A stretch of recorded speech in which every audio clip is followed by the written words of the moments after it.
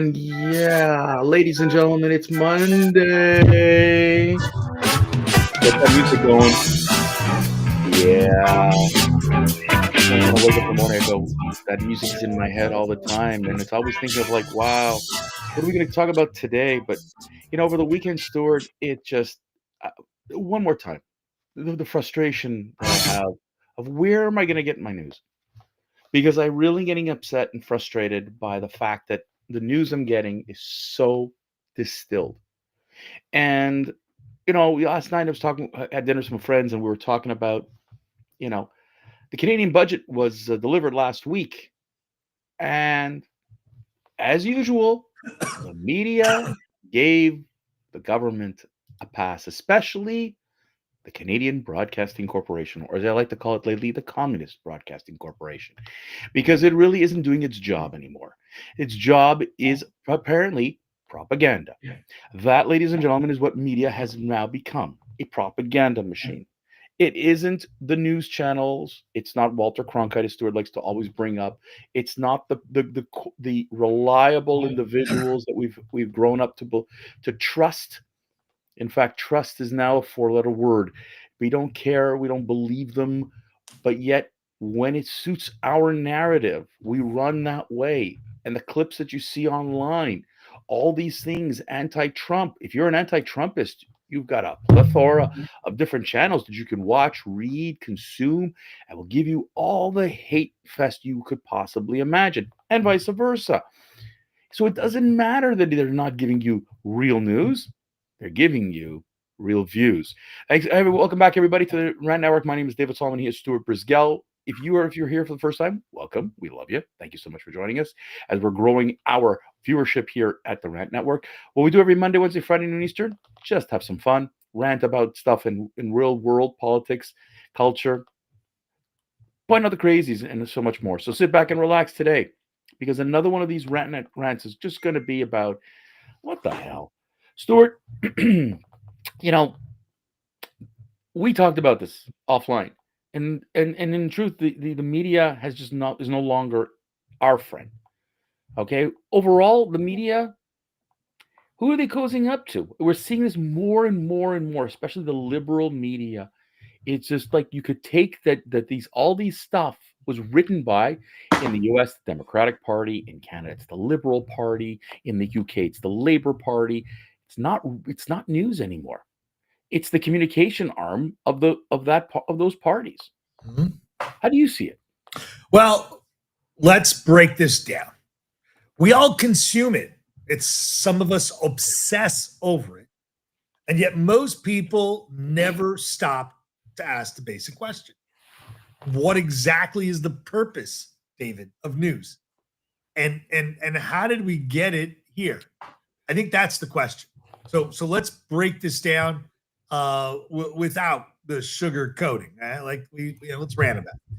Before we had cable networks screaming at each other, David, the social media melting down every 12 minutes, right? Human beings pass the news through nothing more of word of mouth in villages, right? Used to be avoid danger, survive a storm, keep track of a leader who claimed to be in charge, right? So that the start of the news was really just about accountability, right? And survival. Let's fast forward to ancient Rome. They literally nailed the news on the wall. Even in the dynasty, Chinese dynasty of Han, they also had news, even back then, and to empower people to understood things were well in control. Let's jump ahead. Now we're at the printing press. Gutenberg gave the humanity an ability to mass produce information of locking it in the hands of a few elites, right? Suddenly, people didn't have to depend on rumors, court whispers, or TikTok. Printed newsletters became the spreading of financial, political, and global happenings. The world became informed. By the 1600s, the first real newspaper arrived in Europe. These papers didn't report events. They fueled debate. They created public sphere where everyday people could argue, right? So, what is the actual purpose of news, David? News exists to inform the public. News exists to keep power in check. News exists to give citizens enough information to make smart decisions. And finally, news exists to connect people who otherwise live inside their own little bubbles. So, David, what's the ideal version? When the Telegraph showed up, news was instant, right? John Kennedy shot. Nixon arrested. Watergate. The announcement was the fact. It was revolutionary, followed by radio putting a voice to those facts. We all remember, as you said, Walter Cronkite, Kennedy has been shot and is dead. Families gathered around the broadcast during the war to get update, live reels from the field. Then television, right? It unfolded the Vietnam War, the atrocities, the civil rights movement, Martin Luther King. How about the erroneous moon landing? This is what news was about. Real information without editorial beliefs, without someone's personal or network's belief system, or the corruption of government in media. This is the era where there's not enough verification, which, by the way, in the United States, the Democrats created the fact check. But today, anyone can publish anything.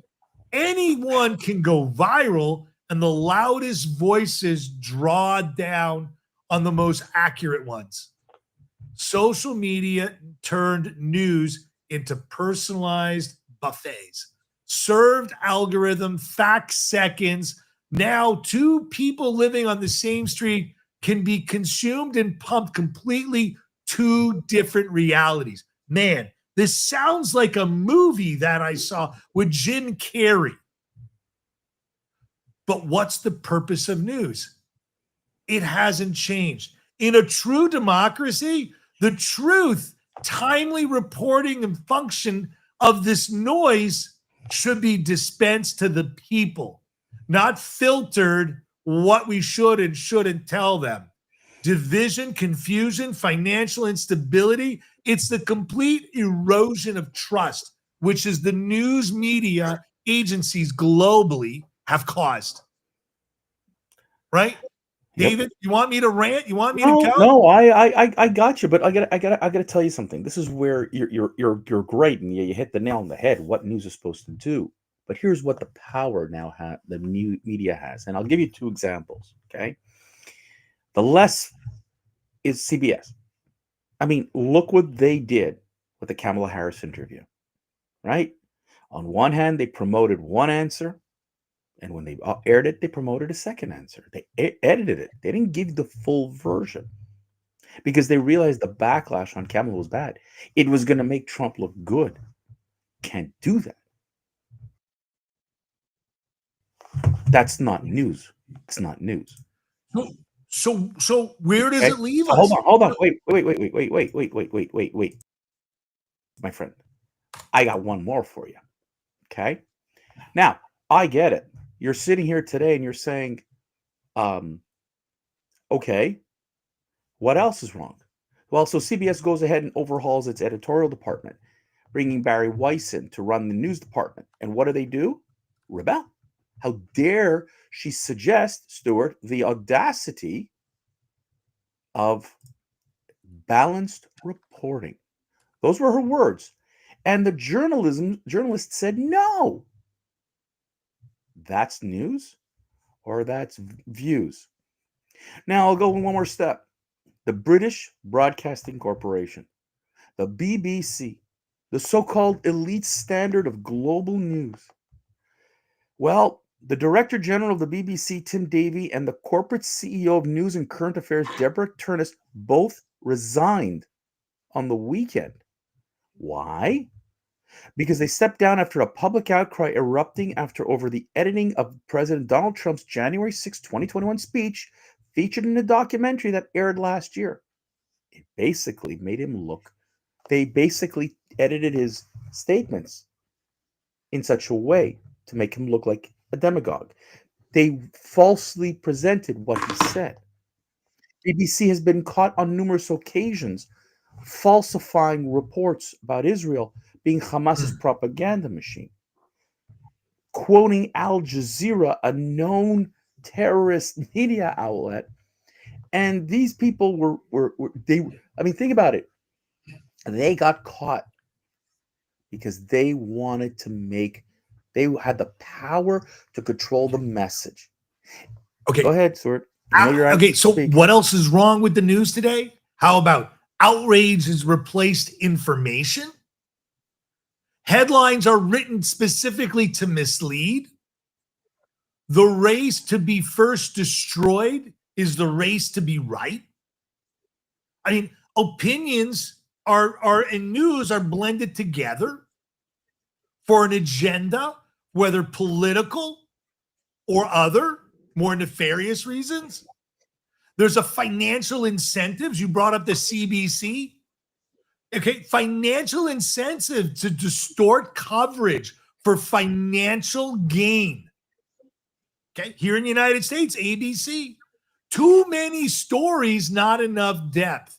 With social media distorting with an algorithm, like I said, depending on what house you live in and what your content filter has been dictated by the several agencies that disseminate these types of things. People don't trust the news; they trust TikTok videos. Well, because I'll tell you why. Because it tells them what they Hmm. want to hear.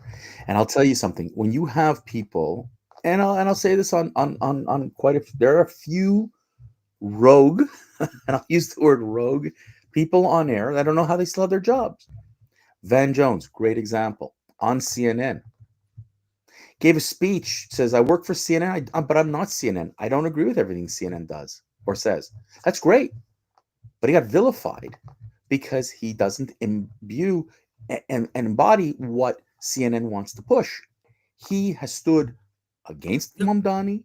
He has stood against anti-Semitism. He wears a yellow pin on air, and he gets Yep. grief for that by his colleagues.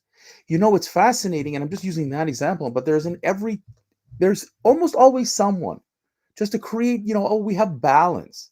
Well, they're not really creating balance.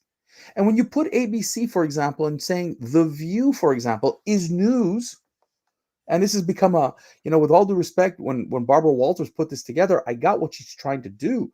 But you went from really trying to be newsworthy to, let's say, everyday people having women around a table to a bitch Well, it's an session, echo chamber you and it know? controls the conversation. That there's a massive danger when people live in these myopic bubbles.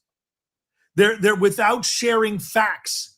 They're hypothecating insanity over and over and over again, regurgitating. Like, look, let's be honest, David. Investigative journalism, it's expensive. It's dying because its reporters take time, money, lawyers, expert, travel, document, digging, pressure from powerful people. I mean, there's real Hmm. fatigue. And it's Yeah, but easier. Stuart, It's here's, easier. you're right. But you know what? But I got to tell you something crazy, okay? So you have a situation now where, Donald Trump stands up and says to everybody, we got to do something in Africa. Christians are getting massacred. That doesn't make news. Doesn't make the news. A Jew pretends or thinks of maybe doing something in Gaza. You get hundreds and hundreds of media people flocking to Israel to cover a story that But is that doesn't speed exist. over It accuracy, or is it no, it's is not. it No, it's masquerading not as speed over news? accuracy. No, it's Hmm. bias. So it's opinion It's an agenda. masquerading By as tell news. me, tell me, tell me what. Yes, but tell me why when all of a sudden you have the possibility, of Kazakhstan joining the Abraham Accords. There's no comment from certain media. Why? Not Hmm. important. When you have a massacre in Africa, Not But important. is that When news you have floods fatigue? in Is South that news America. fatigue? No, it's not news Or fatigue, Stuart. let me finish. It's news. It's Or is it news. not the agenda of the It's vacuum that they news wanna now. present? Yes, but it's also news for clicks. It's news for Like your dialing views. for It's like dollars, it's news for people. clicks. I like that. Yeah, there we go. You want to go with those cliches, go for it. It's all about, Stuart, and we're going to wrap this up. It's all about one thing: dollars and cents, clicks. It's all that. It's the corporations want the money and they know where the money comes from. And Trump bashing worked for the longest time. And you got fatigue now. But when you talk about news and what it's supposed to deliver, why is it CNN, when you travel around the world, is one type of media, one type of presentation, global affairs? You learn about Australia, South America, other parts of Europe, Africa, the Middle East. But when you watch CNN in North America, you only get a handful of countries that get into the news. No one Nope, cares in nope. North America. Like, that just shows you're not giving the news, you're controlling to create what? David, it's called corporate influence. It's the collapse of local journalism, the shallow coverage, So it's more than it's more than just It it's is the more than death of failing trust in an echo chamber. That's it. it's more, in my mind, and we'll wrap it up right over here, folks. It's more than just the corporations. You got journalists who come out of the school who are being taught by their journalism professors. You have the power, you have the right, you need to tell people what's right and wrong. I don't know about you, but that's not journalism. I have parents for that. I have a rabbi for that. I have other spiritual people who can be influential in my life. For the media to tell me how I should run my life, but they are lying through their teeth. They lied about COVID stuff. They lied about vaccine stuff. They've lied about the laptop. They've lied about a whole bunch of things. And if you're going to tell me that this is supposed to be reliable, ethical, I have another thing going. Stuart, Last word my friend. is, I think I got my point across today. Well, ladies and gentlemen, I didn't argue with him too much. Have yourself a wonderful day, everybody. We'll catch you on Wednesday as Stuart plays the music. Hey, guys, we appreciate all that love on social. Just remember,